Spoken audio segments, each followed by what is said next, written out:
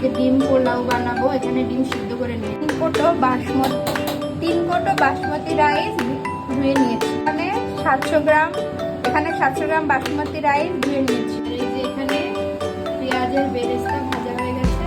তো এখানে পেঁয়াজ একটা আমি